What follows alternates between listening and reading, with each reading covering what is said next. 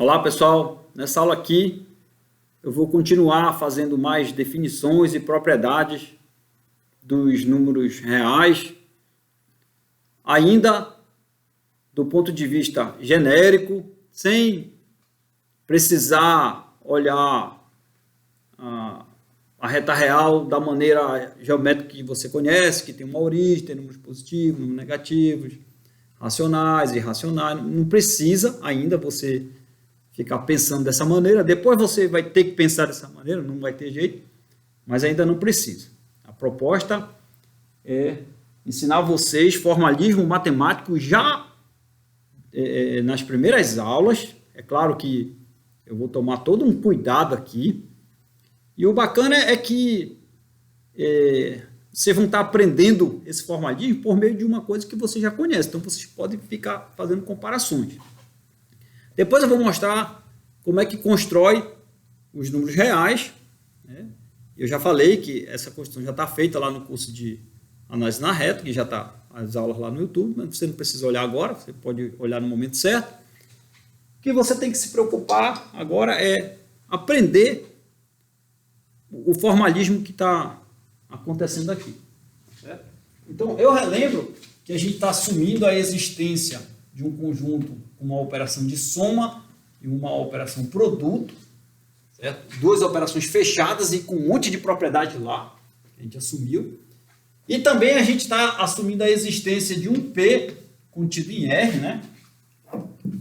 Está assumindo a existência de um P contido em R. E esse P, a gente induz as operações, já que ele é subconjunto de R, a gente induz essas operações e pede que elas ainda sejam fechadas em P agora.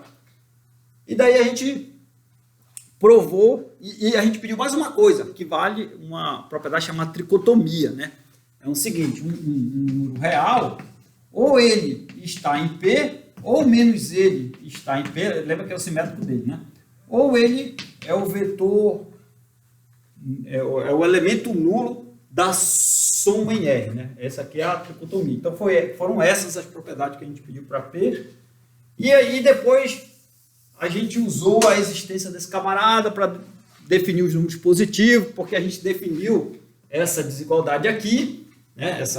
Esse símbolo, e depois a gente definiu esse símbolo. Aí depois a gente definiu esse, e depois a gente definiu esse, né? Então está tudo definido já, tá certo? E a gente já sabe que um número, né? Uma vez isso daqui estando definido, um número ele é positivo, se por definição ele está em P. Então o P ser positivo é estar em P, é equivalente, é definição, beleza? Então a gente já sabe isso. E agora a gente tem que definir o número negativo. Mas antes disso, eu só relembro que nós provamos que o 1 pertence a P, ou seja, o 1 é positivo, só que a gente tem que provar agora que o 0 não está em P. O 0 não pertence a P. A simbologia da teoria de conjunto eu vou assumir aqui, tá bom? Como é que a gente prova aí? A gente prova assim, ó. Prova, vamos lá. O 0, esse 0 é aquele elemento nulo da soma em R. Então, ele é um elemento de R. Então, pela tricotomia de P, então, ou o menos 0 pertence a P, ou o 0 pertence a P, ou o 0 é igual a 0, lembra? Mas essa daqui, o 0 é igual a 0, né? Tá certo? Só daqui eu não vou nem olhar para ela, porque não precisa. Tá certo? Acontece que se o 0 pertencesse a P, aí você teria isso aqui, ó, menos 0 igual a 0, porque eu deixei como tarefa vocês olharem umas propriedades das operações de soma e da operação subtração lá naquela aula lá do canal Educamate que eu indiquei aqui. E daí lá uma das propriedades você pode tirar de lá é essa. Se o 0 pertencesse a P, então o menos 0 também pertenceria a P. Aí você sabe que pela tricotomia apenas uma dessas duas aí deve acontecer. Não pode acontecer as duas ao mesmo tempo. Então é absurdo. Então isso já prova que o zero, ele não pertence a P, né? O zero não pertence a P. Beleza? Então é isso. Agora, eu posso até apagar isso, deixar isso aí. Agora eu posso definir o que seria um número negativo. Definição de número negativo.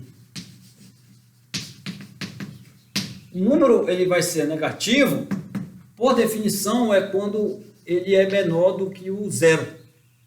Tá certo? Eu já conheço tudo isso daqui, beleza? Isso daqui, pessoal, é equivalente a dizer que menos ele pertence a P, tá certo?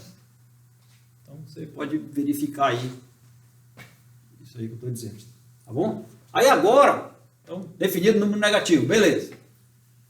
Agora, mais propriedades dessa operação aqui, ou dessa agora, tanto faz, né? Agora eu já conheço elas duas, tá certo? Vamos lá. Vamos fazer aqui. Primeiro, vamos dizer que eu vou tomar x maior do que y e um z maior do que o t. Vou pegar aqui. Sejam, né? Sejam x, y, z e t números reais. Aí, primeira propriedade. Se x é maior do que y e z é maior do que t, então, aí eu vou colocar, melhor se eu colocar vírgula, então, eu vou botar esse símbolo aqui. Aí, se eu somar x mais z, é maior do que y mais t. Essa propriedade aí parece uma propriedade ingênua, mas ela é extremamente importante, tá? Nas contas. E se o x é maior do que y, e agora ambos positivos, e y maior do que t, e novamente ambos positivos, né? Eu já sei o que é positivo, isso implica, você bota vírgula, então, eu posso multiplicar assim, ó, x vezes z é maior do que y vezes t. Certo? Vou provar essas duas aí, já que está no início do curso, né? Só utilizando as propriedades que a gente já fez. Certo? Então, vamos provar essa primeira aqui. Se o x é maior do que y, então, o que significa dizer x maior que y? Hein? X maior que y significa que x... Bom, essa daí tem várias maneiras de fazer. Agora eu percebi uma assim, ó. X maior do que y implica, pela monotonicidade, né? Pela monotonicidade da adição dessa operação, porque ela herda a monotonicidade dessa, que foi para essa que eu fiz, mas eu posso usar para essa, não tem problema. Pela monotonicidade da adição dessa operação, isso daí eu posso fazer o seguinte, como é que eu enxerguei isso aqui? Ó? Eu olhei para cá, eu posso adicionar z aqui, ó. Eu posso fazer x mais z, tá certo? É maior do que y mais z.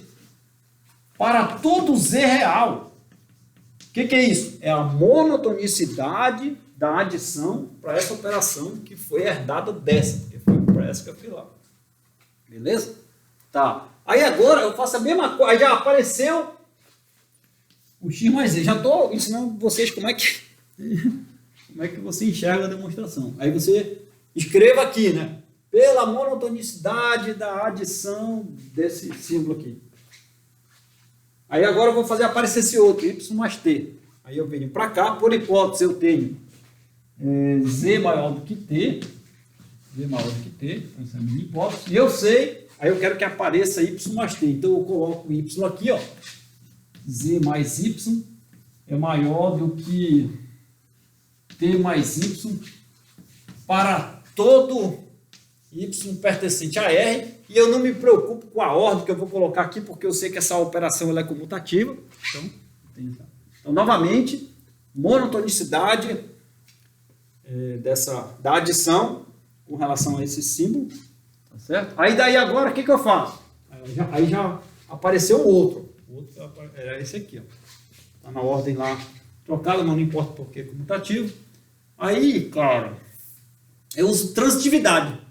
Porque, olha só, esse camarada é maior do que esse. Só que esse é o mesmo que está aqui, pela comutatividade. Então, aí você escreve aí, né? Pela transitividade, porque essa operação é transitiva. Tá certo? Eu provei que essa é transitiva. Mas é imediato que essa também vai ser transitiva pela definição dessa, por meio dessa.